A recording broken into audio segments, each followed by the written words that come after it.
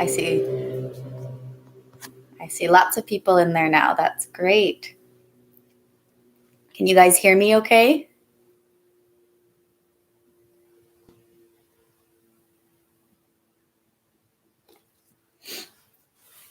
Ooh. Okay.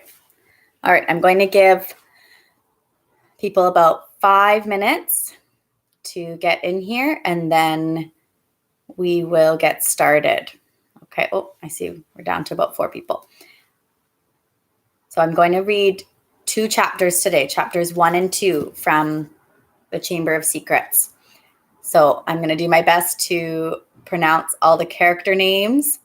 As you guys know, that sometimes that's hard for me to do. So if I pronounce something wrong, give me a break, okay? And if you have any questions, type them into the chat and I'll do my best to get to them, okay? Try not to use the chat just for chatting with each other, okay? Reminders, questions about the book, okay?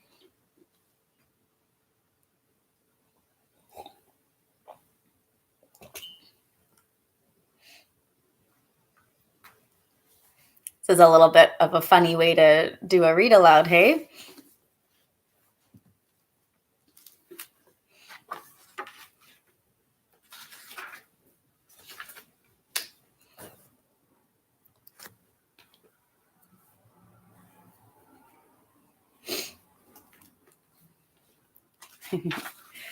Okay, I'm going to give people a couple more minutes here, so just hold tight.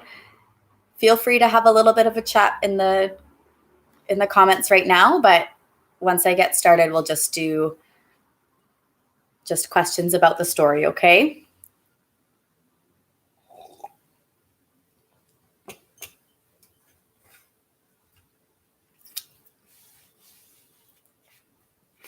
We've got 12 people in there now. That's awesome. About half our class.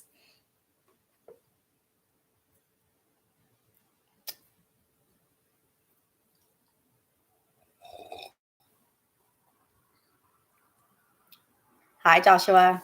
I see Reed's in here, and I think Ronan and Sahaleen. That's awesome.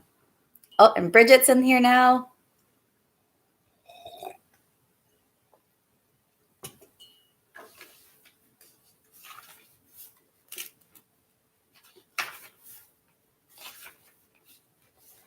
And remember, if you guys can't stay the whole time, that's okay, because this video will record, okay? And it'll be posted onto the channel, so you can always go back and listen to it later. Yeah. Thank you, Joshua. Oh, and Douglas is here. My sister got me this mug. You see it's a little corgi.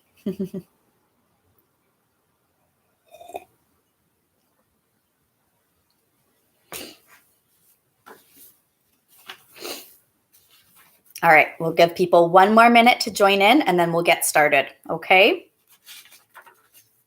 It's kind of like waiting for people to come back after their lunchtime jobs, hey? Give them a couple minutes to get you guys organized.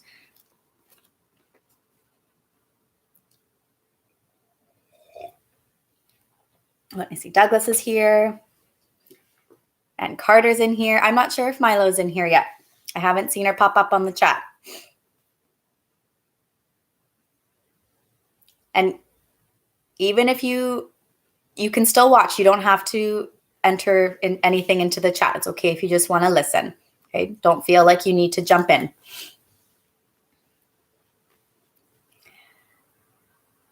Is that a little cat, Sahaleen?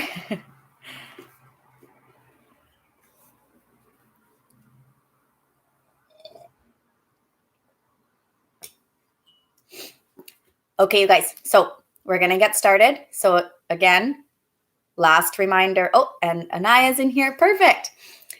Good timing. So we're going to get started. So if you have a question about the book, just the book now, okay? We'll leave the chat for now. And if we have time at the end, we can come back to it. And we might be able to answer some other questions and have a little catch up. Okay? All right. So here we go. Harry Potter and the Chamber of Secrets. This is the second book in the series. We've got chapter 1, The Worst Birthday. Not for the first time. An argument had broken out over breakfast at number 4 Privet Drive. Mr. Vernon Dursley had been woken in the early hours of the morning by a loud hooting noise from his nephew Harry's room. "Third time this week," he roared across the table. "If you can't control that owl, it'll have to go." Harry tried, yet again, to explain. "She's bored," he said. "She's used to flying around outside. If I could just let her out at night—" "Do I look stupid?" snarled Uncle Vernon, a bit of fried egg dangling from his bushy mustache. "I know what'll happen if that owl's let out." He exchanged dark looks with his wife Petunia. Harry tried to argue back, but his words were drowned by a long, loud belch from the Dursley's son, Dudley. "I want more bacon." "There's more in the frying pan, sweetums," said Aunt Petunia, turning misty eyes on her massive son. "We must feed you up while we've got the chance. I don't like the sound of that school food." "Nonsense, Petunia. I never went hungry when I was at Smeltings," said Uncle Vernon heartily. "Dudley gets enough, don't you, son?" Dudley, who was so large his bottom drooped over either side of the kitchen chair, grinned and turned to Harry. "Pass the frying pan." "You've forgotten the magic word," said Harry irritably. The effect of this simple sentence on the rest of the family was incredible. Dudley gasped and fell off his chair with a crash that shook the whole kitchen. Mrs. Dursley gave a small scream and clapped her hands to her mouth. Mr. Dursley jumped to his feet, veins throbbing in his temples. "I meant please," said Harry quickly. "I didn't mean—" "What have I told you?" thundered his uncle, spraying spit over the table. "About saying the M word in our house." "But How dare you threaten Dudley?" roared Uncle Vernon, pounding the table with his fist. I warned you, I will not tolerate mention of your abnormality under this roof." "What M word do you think they're talking about?" Anyways, can't answer me very quickly, but it's talking about magic, right? Harry stared from his purple-faced uncle to his pale aunt, who was trying to heave Dudley to his feet. "All right," said Harry, "all right." Uncle Vernon sat back down, breathing like a winded rhinoceros and watching Harry closely out of the corners of his small, sharp eyes. Ever since Harry had come home for the summer holidays, Uncle Vernon had been treating him like a bomb that might go off at any moment because Harry wasn't a normal boy. As a matter of fact, he was as not normal as it is possible to be. Harry Potter was a wizard fresh from his first year at Hogwarts School of Witchcraft and Wizardry, and if the Dursleys were unhappy to have him back for the holidays, it was nothing to how Harry felt. He missed Hogwarts so much it was like having a constant stomachache. He missed the castle with its secret passageways and ghosts, his lessons, though perhaps not Snape, the potions master, the post arriving by owl, eating banquets in the great hall, sleeping in his 4-poster bed in the tower dormitory, visiting the gamekeeper Hagrid in his cabin in the grounds next to the Forbidden Forest, and, especially, Quidditch, the most popular sport in the wizarding world. 6 tall goalposts, 4 flying balls, and 14 players on broomsticks. All Harry's spellbooks, his wand, robes, cauldron, and top-of-the-range Nimbus 2000 broomstick had been locked in a cupboard under the stairs by Uncle Vernon the instant Harry had come home. What did the Dursleys care if Harry lost his place on the house Quidditch team because he hadn't practiced all summer? What was it to the Dursleys if Harry went back to school without any of his homework done? The Dursleys were what wizards called muggles, not a drop of magical blood in their veins. And as far as they were concerned, having a wizard in the family was a matter of deepest shame. Uncle Vernon had even padlocked Harry's owl, Hedwig, inside her cage to stop her carrying messages to anyone in the wizarding world. Harry looked nothing like the rest of his family. Uncle Vernon was large and neckless, with an enormous black mustache. Aunt Petunia was horse-faced and bony. Dudley was blonde, pink, and porky. Harry, on the other hand, was small and skinny, with brilliant green eyes and jet black hair that was always untidy. He wore round glasses, and on his forehead was a thin, lightning-shaped scar. It was this scar that made Harry so particularly unusual, even for a wizard. The scar was the only hint of Harry's very mysterious past. of the reason he had been left on the Dursleys' doorstep 11 years before.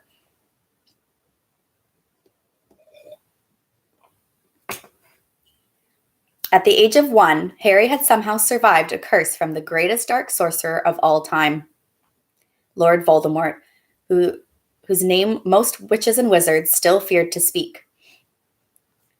Harry's parents had died in Voldemort's attack, but Harry had escaped with his lightning scar, and somehow, nobody understood why, Voldemort's powers had been destroyed the instant he had failed to kill Harry. So, Harry had been brought up by his dead mother, sister, and her husband. He had spent 10 years with the Dursleys, never understanding why he kept making odd things happen without meaning to, believing the Dursley stories that he had got his scar in the car crash which had killed his parents. And then, exactly a year ago, Hogwarts had written to Harry, and the whole story had come out. Harry had taken up his place at Wizard School, where he and his scar were famous. But now, the school year was over, and he was back with the Dursleys for the summer, back to being treated like a dog that had rolled in something smelly. The Dursleys hadn't even remembered that today happened to be Harry's 12th birthday. Of course, his hopes hadn't been high. They'd never given him a proper present, let alone a cake. But to ignore it completely. At that moment, Uncle Vernon cleared his throat importantly and said, "Now, as we all know, today is a very important day." Harry looked up, hardly daring to believe it. "This could well be the day I make the biggest deal of my career," said Uncle Vernon. Harry went back to his toast. Of course, he thought bitterly. Uncle Vernon was talking about the stupid dinner party.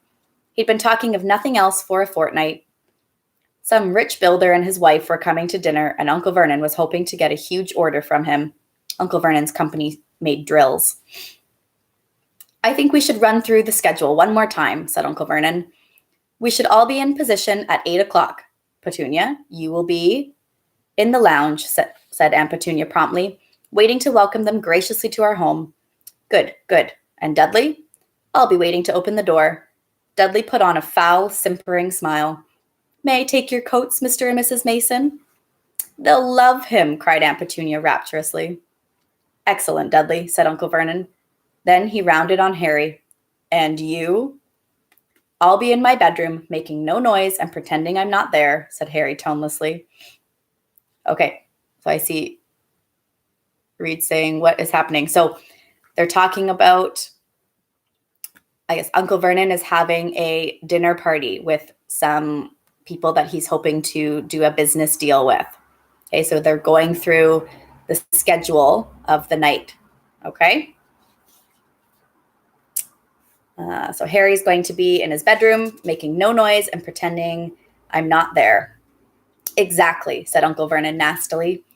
"I will lead them into the lounge, introduce you, Petunia, and pour them drinks. At 8:15, I'll announce dinner," said Aunt Petunia. "And Dudley, you'll say—" "May I take you through to the dining room, Mrs. Mason?" said Dudley, offering his fat arm to an invisible woman. "My perfect little gentleman," sniffed Aunt Petunia. Oh, headphones stopped working. Okay, well, hopefully you can still hear.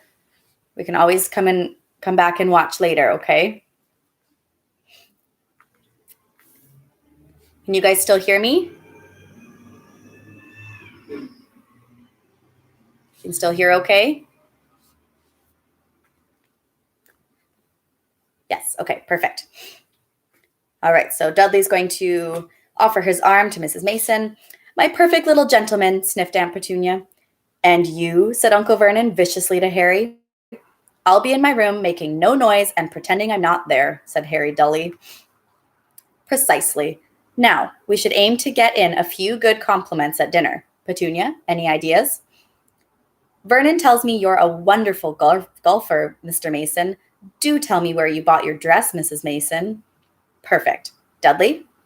"How about, we had to write an essay about our hero at school, Mr. Mason, and I wrote about you." This was too much for both Aunt Petunia and Harry. Aunt Petunia burst into tears and hugged her son, while Harry ducked under the table so they wouldn't see him laughing. Oh, good. I'm glad that you're drawing, Sahaleen, just like when we would have read alouds in our classroom. That's great. Harry's under the table so they wouldn't see him laughing. And you, boy? Harry fought to keep his face straight as he emerged. I'll be in my room, making no noise and pretending I'm not there, he said. Too right you will, said Uncle Vernon forcefully. The Masons don't know anything about you, and it's going to stay that way. When dinner's over, you take Mrs. Mason back to the lounge for coffee, Petunia, and I'll bring the subject round to drills. With any luck, I'll have the deal signed and sealed before the news at 10. We'll be shopping for a holiday home in Majorca this time tomorrow. Oh, and Anaya's drying too. That's awesome. Harry couldn't feel too excited about this. He didn't think the Dursleys would like him any better in Majorca than they did in Privet Drive.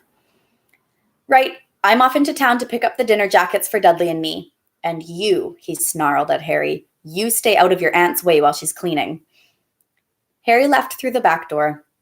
It was a brilliant sunny day. He crossed the lawn, slumped down on the garden bench, and sang under his breath, Happy birthday to me, happy birthday to me. No cards, no presents, and he would be spending the evening pretending not to exist. He gazed miserably into the hedge. He had never felt so lonely. More than anything else at Hogwarts, more even than playing Quidditch, Harry missed his best friends, Ron Weasley and Hermione Granger. They, however, didn't seem to be missing him at all. Neither of them had written to him all summer, even though Ron had said he was going to ask Harry to come and stay. I wish we were at school too, you guys. I miss reading out loud to all of you in our classroom. This is pretty weird to be reading by myself in my apartment, but you know what? It's the best we can do right now. So I'm glad that a lot of you guys are here to listen right now. That makes me really happy. Countless times, Harry had been on the point of unlocking Hedwig's cage by magic and sending her to Ron and Hermione with a letter, but it wasn't worth the risk. Underage wizards weren't allowed to use magic outside school. Harry hadn't told the Dursleys this. He knew it was only their terror that he might turn them into dung beetles that stopped them locking him in the cupboard under the stairs with his wand and broomstick. For the first couple of weeks back, Harry had enjoyed muttering nonsense words under his breath and watching Dudley tearing out of the room as fast as his fat legs would carry him. But the long silence from Ron and Hermione had made Harry feel so cut off from the magical world that even taunting Dudley had lost its appeal. And now Ron and Hermione had forgotten his birthday. Oh. Okay. Well, maybe Reed, you might need to come back. You might need to go back and watch a little bit. Okay. It might be a little bit laggy. I'm not too sure.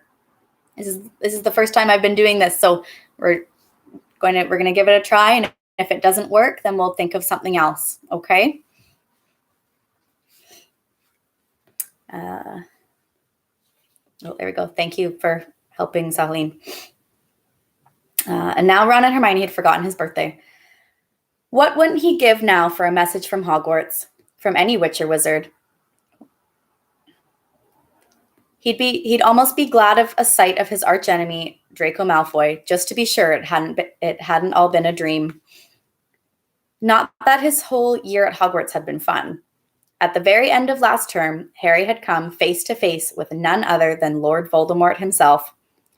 Voldemort might be a ruin of his former self, but he was still terrifying, still cunning, still determined to regain power.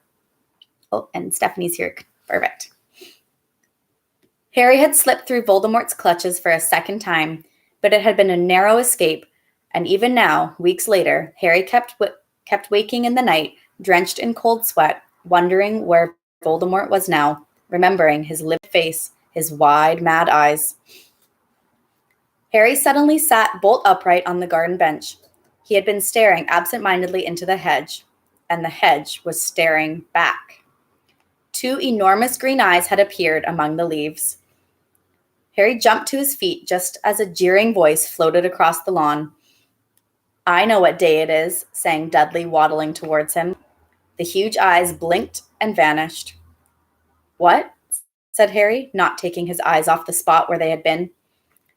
I know what day it is, Dudley repeated, coming right up to him. Well done, said Harry. So you finally learned the days of the week. Today's your birthday, sneered Dudley. How come you haven't got any cards? Haven't you even got friends at that freak place? Better not let your mom hear you talking about my school, said Harry coolly. Dudley hitched up his trousers, which were slipping down his fat bottom. Why are you staring at the hedge? He said suspiciously. I'm trying to decide what would be the best spell to set it on fire, said Harry. Dudley stumbled backwards at once, a look of panic on his fat face. You can't. Dad told you you're not to do magic. He said he'll chuck you out of the house, and you haven't got anywhere else to go. You haven't got any friends to take you. Jiggery pokery, said Harry in a fierce voice. Hocus pocus, squiggly wiggly. Mom, howled Dudley, tripping over his feet as he dashed back towards the house. Mom, he's doing you-know-what. Harry paid dearly for his moment of fun, as neither Dudley nor the hedge was in any way hurt. As neither Dudley nor the hedge was in any way hurt, Aunt Petunia knew he hadn't really done magic, but he still had to duck as she aimed a heavy blow at his head with the soapy frying pan. Then she gave him work to do, with the promise he wouldn't eat again until he'd finished. Uh-oh. We got some more people here. Perfect. I see. Oh, and Maya's listening too. That's great. While Dudley lolled around watching and eating ice creams, Harry cleaned the windows, washed the car, mowed the lawn, trimmed the flower beds, pruned and watered the roses, and repainted the garden bench. A lot of work. The sun blazed overhead, burning the back of his neck. Oh. Yeah, Douglas, sometimes I got to stop and take a sip of my coffee.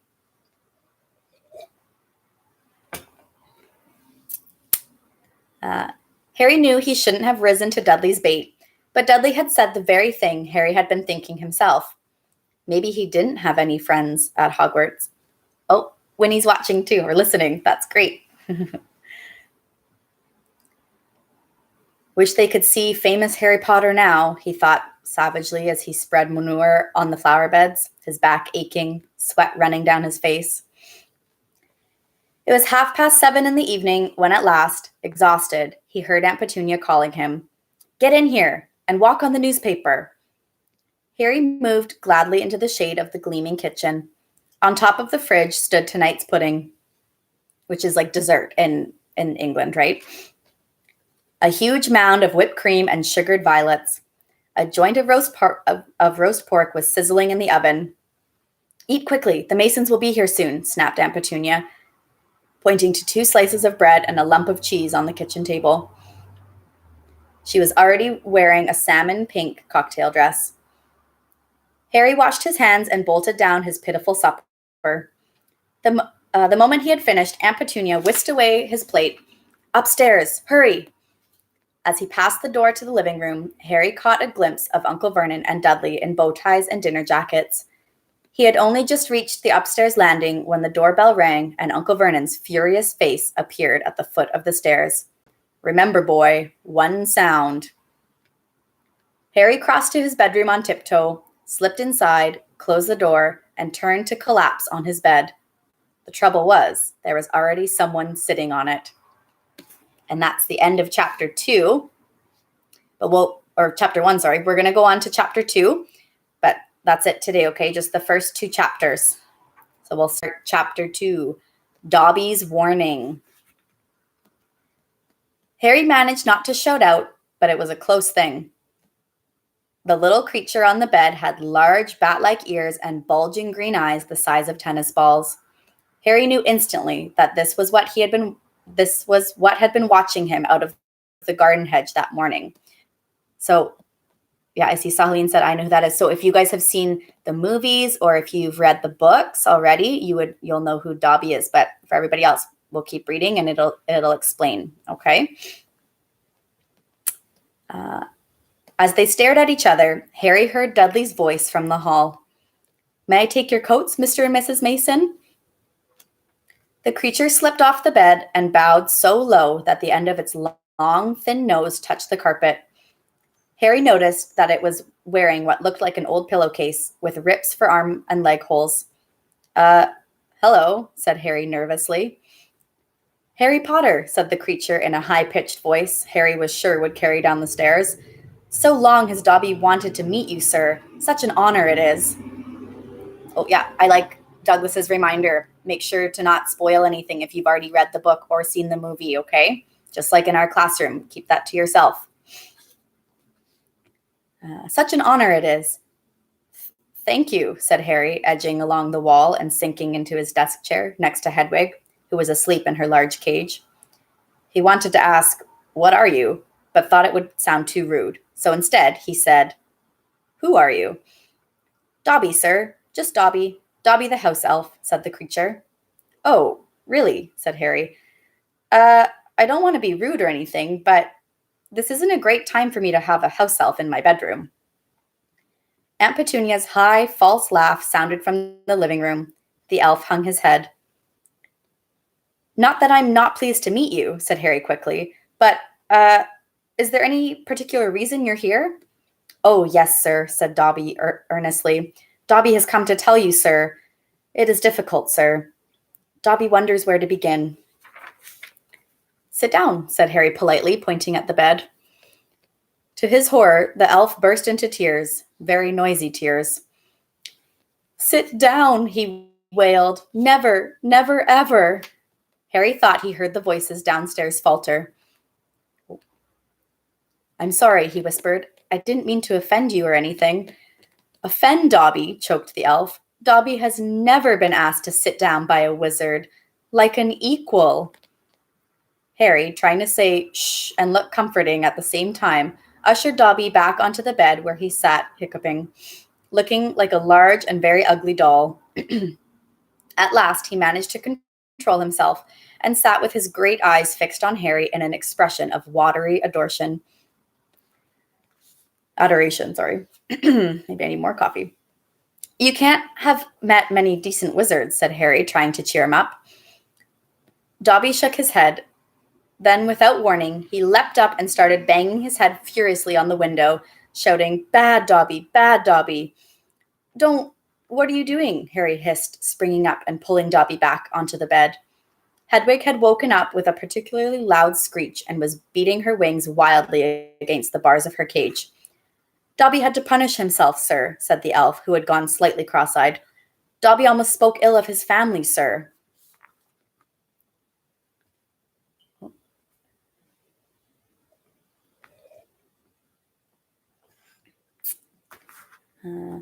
"Your family?" "The wizard family Dobby serves, sir. Dobby is a house elf, bound to serve one house and one family forever." "Do they know you're here?" asked Harry curiously. Dobby shuddered. "Oh, no, sir, no. Dobby will have to punish himself most grievously for coming to see you, sir. Dobby will have to shut his ears in the oven door for this, if they ever knew, sir." "But won't they notice if you shut your ears in the oven door?" "Dobby doubts it, sir. Dobby is always having to punish himself for something, sir. They let Dobby go on with it, sir. Sometimes they remind me to do extra punishments." "But why don't you leave? Escape?" "A house elf must be set free, sir, and the family will never set Dobby free. Dobby will serve the family until he dies, sir." Harry stared. "And I thought I was hard done by staying here for another 4 weeks," he said. "This makes the Dursleys sound almost human. Can't anyone help you? Can't I?" Almost at once, Harry wished he hadn't spoken. Dobby dissolved into wails of gratitude. "Please," Harry whispered frantically, "please be quiet. If the Dursleys hear anything, if they know you're here. Harry Potter asks if he can help Dobby. Dobby has heard of your greatness, sir, but of your goodness Dobby never knew." Harry, who was feeling distinctly hot in the face, said, "Whatever you've heard about my greatness is a load of rubbish. I'm not even top of my year at Hogwarts. That's Hermione. But he stopped quickly because thinking about Hermione was painful. "Harry Potter is humble and modest," said Dobby reverently, his orb-like eyes aglow.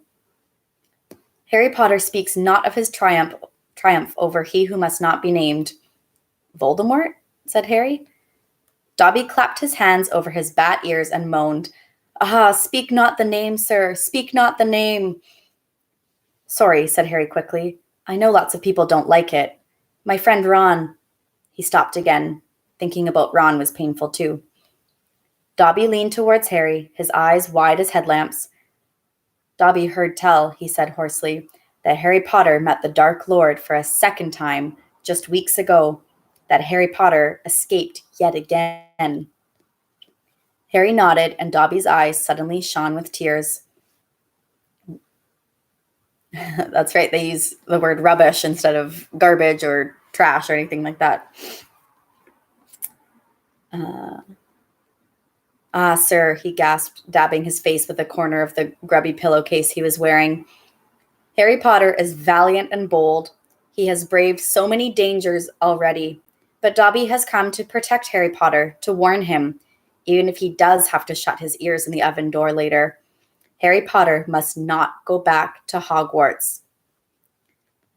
There was a silence broken only by the clink of knives and forks from downstairs and the distinct rumble of Uncle Vernon's voice. What? Harry stammered. But I've got to go back. Term starts on September the 1st. It's all that's keeping me going. You don't know what it's like here. I don't belong here. I belong in your world, at Hogwarts. No, no, no, squeaked Dobby, shaking his head so hard his ears flapped. Harry Potter must stay where he is safe. He is too great, too good to lose. If Harry Potter goes back to Hogwarts, he will be in mortal danger. Why? Said Harry in surprise. There is a plot, Harry Potter, a plot to make most terrible things happen at Hogwarts School of Witchcraft and Wizardry this year, whispered Dobby, suddenly trembling all over. Dobby has known it for months, sir. Harry Potter must not put himself in peril. He is too important, sir. What terrible things? Said Harry at once. Who's plotting them? Dobby made a funny choking noise and then banged his head madly against the wall. All right, cried Harry, grabbing the elf's arm to stop him. You can't say, I understand. But why are you warning me? A sudden unpleasant thought struck him. Hang on.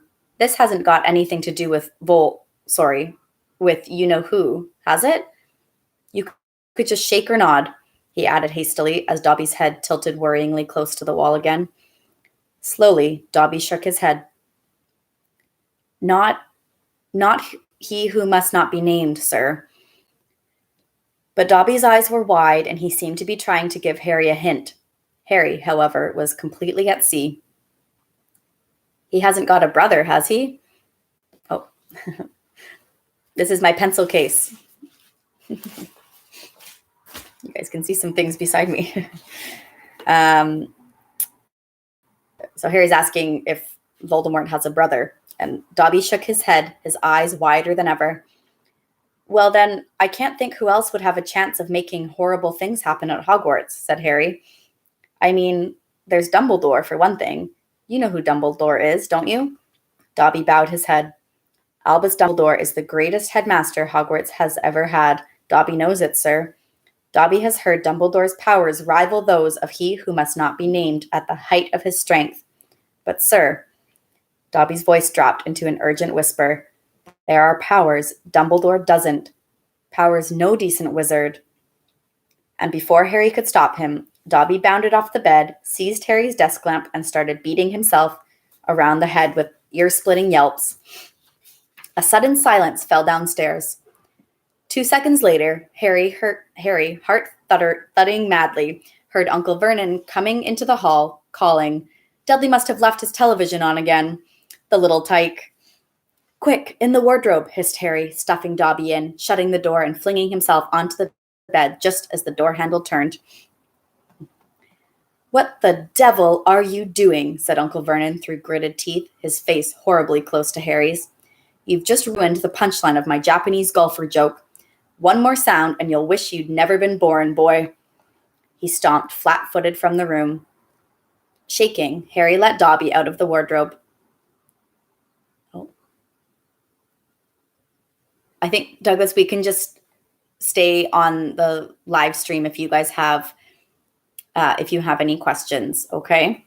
So, but we'll wait until after the chapter. Only got a few more pages here. Shaking, Harry let Dobby out of the wardrobe. See what it's like here, he said. See why I've got to go back to Hogwarts? It's the only place I've got. Well, I think I've got friends. Friends who don't even write to Harry Potter, said Dobby slyly. I expect they've just been... Hang on, said Harry, frowning. How do you know my friends haven't been writing to me? Dobby shuffled his feet. Harry Potter mustn't be angry with Dobby. Dobby did it for the best. Have you been stopping my letters? Dobby has them here, sir, said the elf.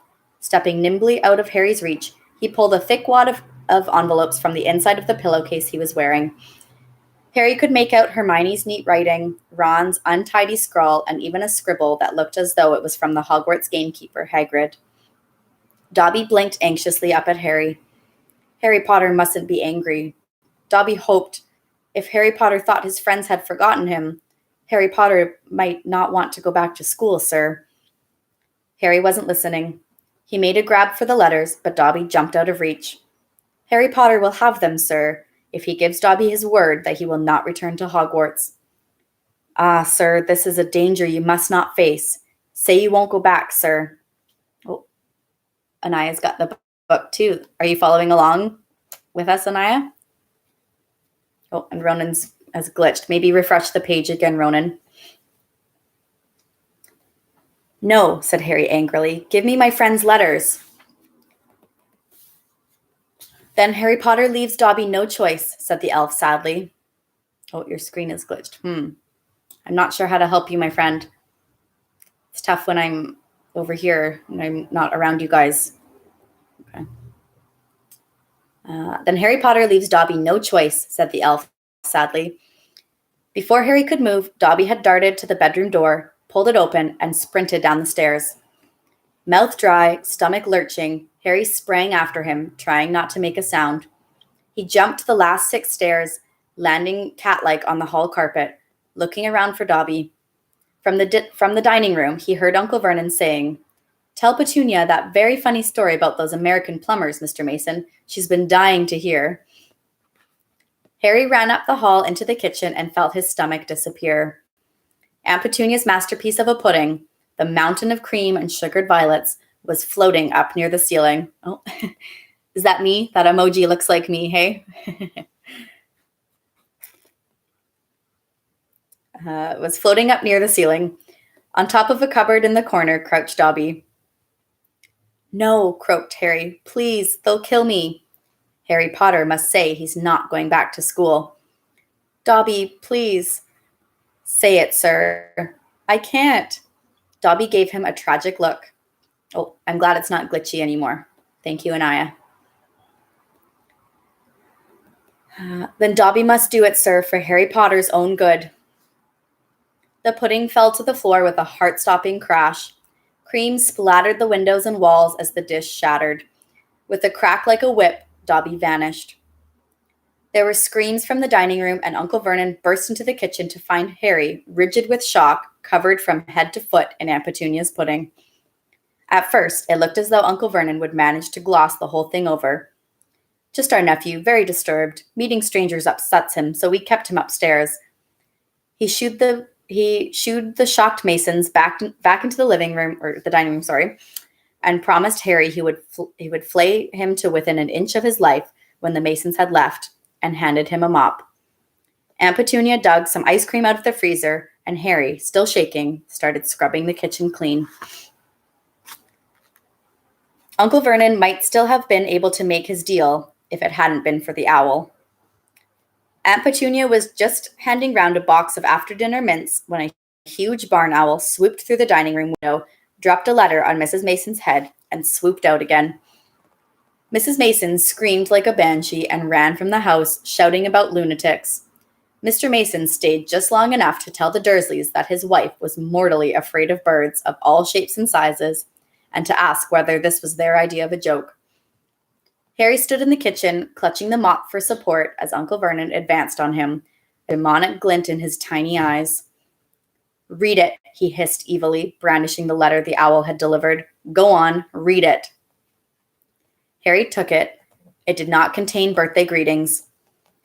Dear Mr. Potter, we have received intelligence that a hover charm was used at your place of residence this evening at 12 minutes past 9. As you know, underage wizards are not permitted to perform spells outside school, and further spell work on your part may lead to expulsion from said school. Decree for the reasonable restriction of underage sorcery, 1875, paragraph C. We would also ask you to remember that any magical activity which risks notice by members of the non-magical community, Muggles, is a serious offense under Section 13 of the International Confederation of Warlocks Statute of Secrecy. Enjoy your holidays. Yours sincerely, Mafalda Hopkirk, Improper Use of Magic Office, Ministry of Magic. Harry looked up from the letter and gulped. You didn't tell us you weren't allowed to use magic outside of school, said Uncle Vernon, a mad gleam dancing in his eyes.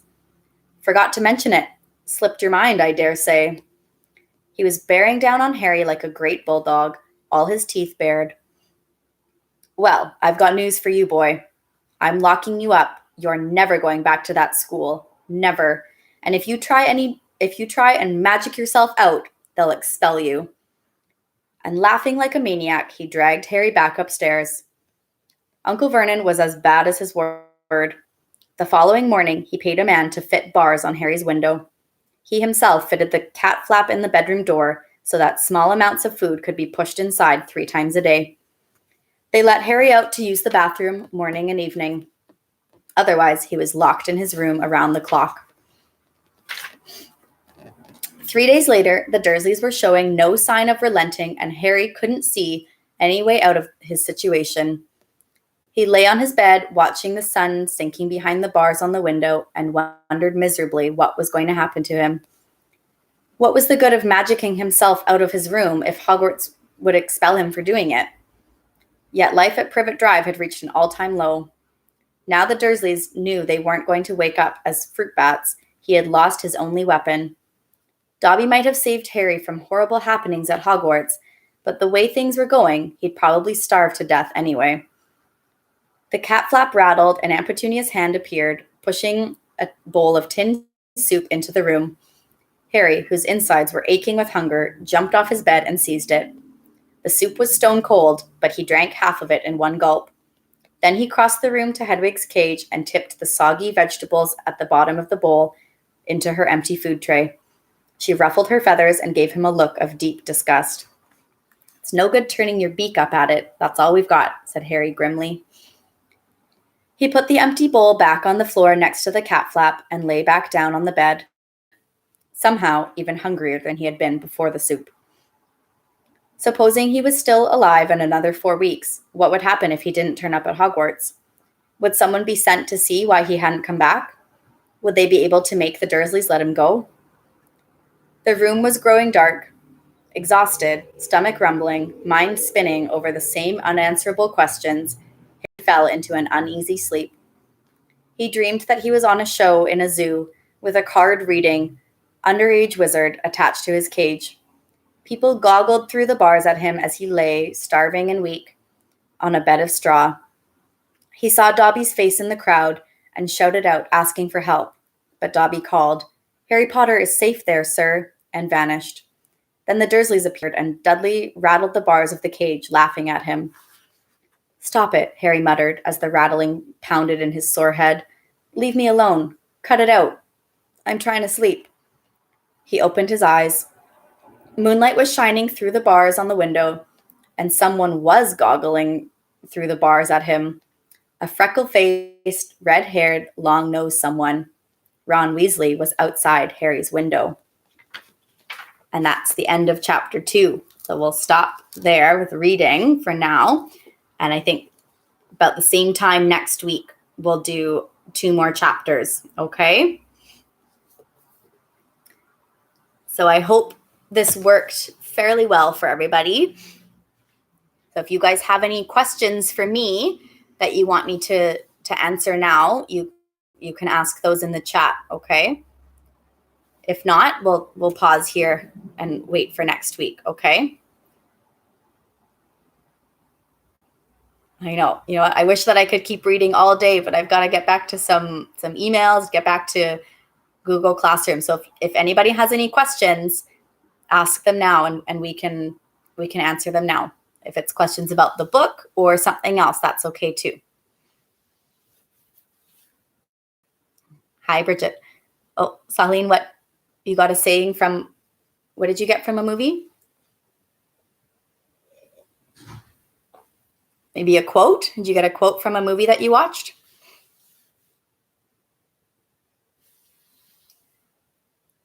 Yeah, well, I know next week is, remember, tomorrow is Good Friday, so we wouldn't have school anyways. So we have Friday and Monday off from school. So you don't have to check Google Classroom this weekend, okay? Oh, I'm glad that you enjoyed it, Joshua. I had a really great time reading. It's pretty fun. Oh, Carter, you made a book? That's awesome. I know we got to stop sometime, right? But I'm glad you like it, Stephanie. Oh, today's work didn't have a turn in. Okay, well, you know what? I can go in and see what you guys have done, okay? So don't worry about if Google Classroom is acting a little bit funny, don't worry about it. I can still see the work you've done, okay? Yeah, that's right, Joshua. We're so as close to being in class as we can be, hey? I see Bridget's question. How many people are on Google Classroom? I think we have about 15 people on Google Classroom. So we're still waiting for a few to get organized, but yeah. And you know what? It takes time, right? We're all learning a new system of how to, yeah, about 15, yeah. A new system of how to do our distance learning right now. So we're doing the best we can. And I'm loving that so many people are on it so far.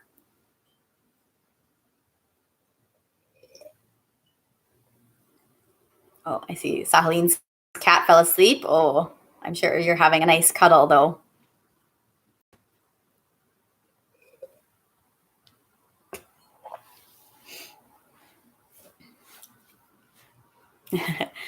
I know you will be, Reed. And you know what? We'll do 2 more chapters next week, okay? So same time, about 11:45 start, okay? And I hope that time works for everybody. But even if it doesn't, we can still do this video will be posted onto the channel, okay? And you guys can always go back and re-listen to it, especially if you missed a little bit, you can go back and watch again, okay? Okay. I know, Douglas, I miss our classroom too. I miss all of you guys.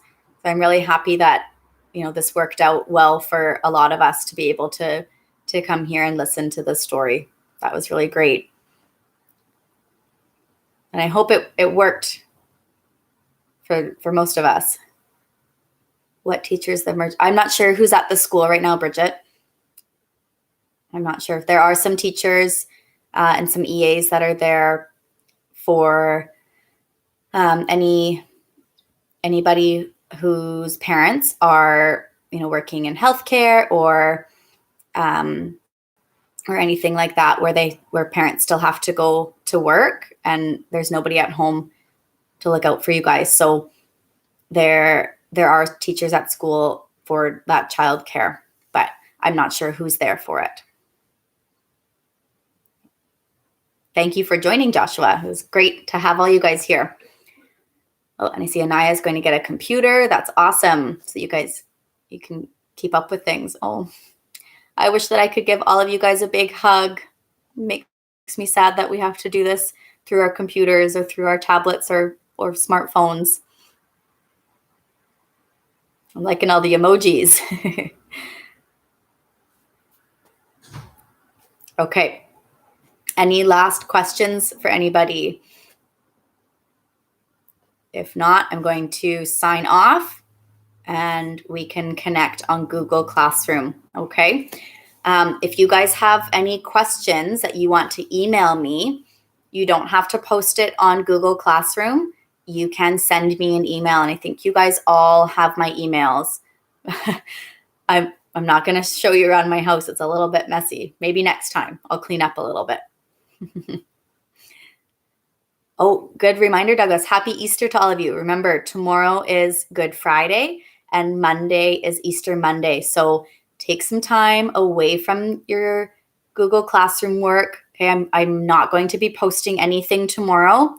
Take some time away from screens. I think it's going to be a really nice weekend. So spend some time outside.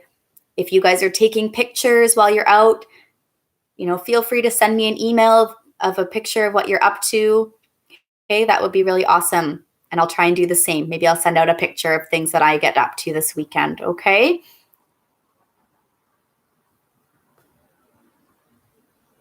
All right, you guys, I'm going to sign off now. I'm going to end the stream. And so this video will be posted to the YouTube channel here, okay? I miss you all so, so much. And I wish I could give you guys all a big hug, but I'm sending virtual hugs to all of you, okay? Bye, guys. We'll check in next week. Have a great afternoon. I'll see you later.